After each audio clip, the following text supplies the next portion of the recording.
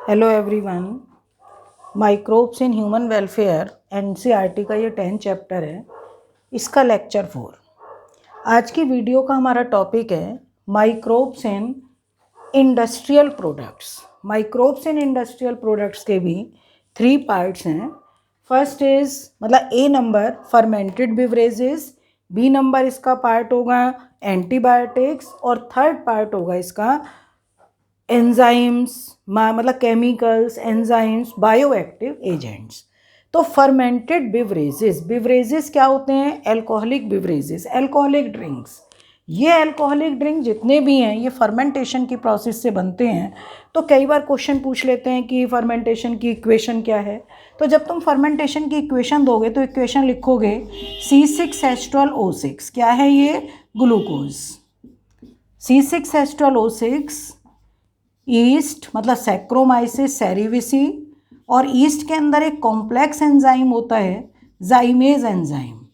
इसके प्रेजेंस में ये कन्वर्ट होगा 2C2H5OH प्लस 2CO2। इसमें CO2 जो है वो रिमूव होगी और ये बनेगा एथेनॉल। ये एथेनॉल जब 11th में रेस्पिरेशन वाला चैप्टर पढ़ते हैं तो उसमें भी आता है aerobic respiration, anaerobic respiration, fermentation. तो एनारोबिक रेस्पिरेशन और फर्मेंटेशन में क्या डिफरेंस होगा भाई? एनारोबिक रेस्पिरेशन होगा तो सिंपल ये ईस्ट और जाइमेज एंजाइम की प्रेजेंस में नहीं होगा, वो ऑक्सीजन की एब्सेंस में जैसे ये है वो भी ऑक्सीजन के एब्सेंस में होकर एथेनॉल बनेगा। और अगर फर्मेंटेशन है तो फर्मेंटेशन किसकी प्रेजेंस में? ईस्ट और जाइमेज एंजाइम की प्रेजेंस में होगा। ओके।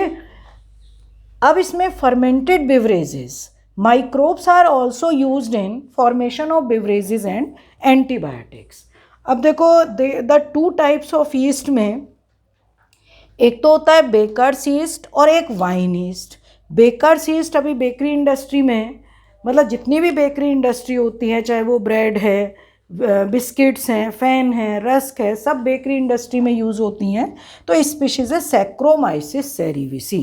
क्या स्पीशीज़ होती है? Saccharomyces cerevisiae. और यही स्पीशीज़ ये ब्रूअरी इंडस्ट्री में भी हेल्प करती हैं, इसलिए इसको ब्रूअर्स यीस्ट भी बोला जाता है। इसको हम क्या बोलते हैं? Brewers yeast. ओके। और इसमें जो एक और है wine yeast, Saccharomyces ellipsoideus. Wine yeast जो होती है सैक्रोमाइसिस इलिप्सॉइडियस। ठीक है, तो ये वाइन यीस्ट। अब एल्कोहलिक ड्रिंक ये 2 टाइप के होते हैं। एक तो दो सोर्स ऑफ इनका जो रॉ मटेरियल है वो क्या है, किस तरीके से वो प्रोसेस हो रही है, तो उसके अकॉर्डिंग एक तो विदाउट डिस्टिलेशन और एक विद डिस्टिलेशन। विदाउट डिस्टिलेशन जिसमें अल्कोहल कंटेंट बहुत कम होता है, वाइन एंड बियर। तो वाइन के लिए वाइन की यीस्ट मैंने बता ही दिया था, सैक्रोमाइसिस इलिप्सॉइडियस।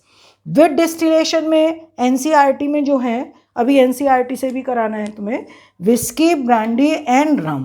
पर क्या इनके सोर्स हैं, क्या इनका रॉ मटेरियल है, उसके अकॉर्डिंग और मैंने कई टाइप के लिख दिए हैं। जैसे ब्रांडी है वो किससे बनती है? ग्रेप्स के फर्मेंटेशन से, ग्रेप जूस के फर्मेंटेशन से। ये ग्रेन्स और पोटैटोज से, उसके फर्मेंटेशन से। रम शुगर केन में फर्मेंटेशन से, शुगर केन जूस में फर्मेंटेशन से रम बनती हैं। स्कॉच विस्की ये बार्ले जो जौ होता है उसमें जौ में फर्मेंटेड करके बनाया जाता है। वोडका ये पोटैटो में फर्मेंटेशन से। और टॉडी एक कोकोनट मिल्क। वैसे टॉडी जो है जो साउथ की तरफ बनती है वो टॉडी पाम ट्री से, पर यहाँ जो हम लोगों के यहाँ यूज़ होती है वो टॉडी कोकोनट मिल्क से। ठीक है, तो अब अपने इसमें जो एनसीईआरटी में है, पेज नंबर निकालेंगे सब बच्चे 182। ये रीड करना है।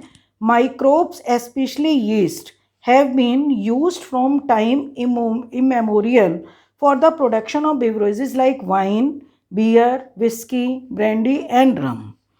For this purpose, the same yeast, Saccharomyces cerevisiae, used for bread making and commonly called brewer's yeast. अभी मैंने बता भी दिया था, इसको हम और क्या बोल सकते हैं?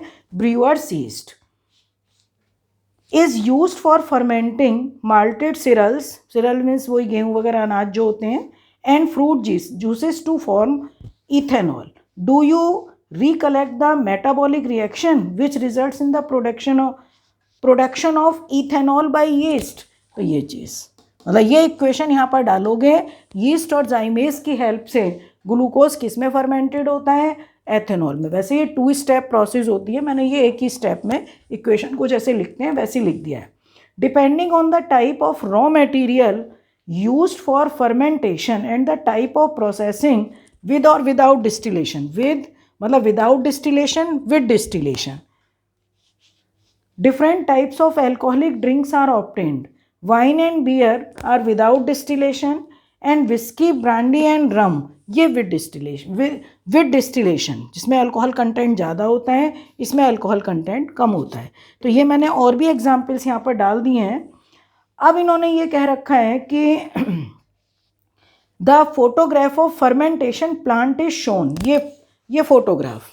तो ये जो फर्मेंटर्स होते हैं, एक तो क्लोज फर्मेंटर्स हैं, ये डायग्राम जो एनसीईआरटी में दे रखे हैं ये क्लोज्ड फर्मेंटर, और ये होते हैं ओपन फर्मेंटर। क्लोज फर्मेंटर ये बहुत लार्ज स्केल में प्रोडक्शन होता है और लार्ज स्केल में इसमें रॉ मटेरियल डाला जाता है, मतलब लाख लीटर एक बार में, बहुत लार्ज अमाउंट में, क्योंकि एक बार प्रोसेस मतलब 2 टाइप की प्रोसेस होती है, एक तो बैच प्रोसेस और एक दूसरी होती है कॉन्टिन्यूस प्रोसेस। तो ये बैच प्रोसेस के थ्रू होता है। बैच प्रोसेस मतलब एक बार में इसमें रॉ मटेरियल को फिल कर दिया फर्मेंटेशन के लिए, यीस्ट है जो भी बेकर्स यीस्ट, ब्रूअर्स यीस्ट मतलब दोनों एक ही है, सैक्रोमाइसिस सेरेविसी को डाल दिया, और जब तक ये वहाँ पर एल्कोहल कंटेंट उसमें नहीं मिल जाएगा तब तक ये इसी में रहेगा। फिर उसको एक साथ ही उसको निकाला जाता है, डाउन स्ट्रीम प्रोसेसिंग होगी और उसके बाद चेकअप करके फिर मार्केटिंग।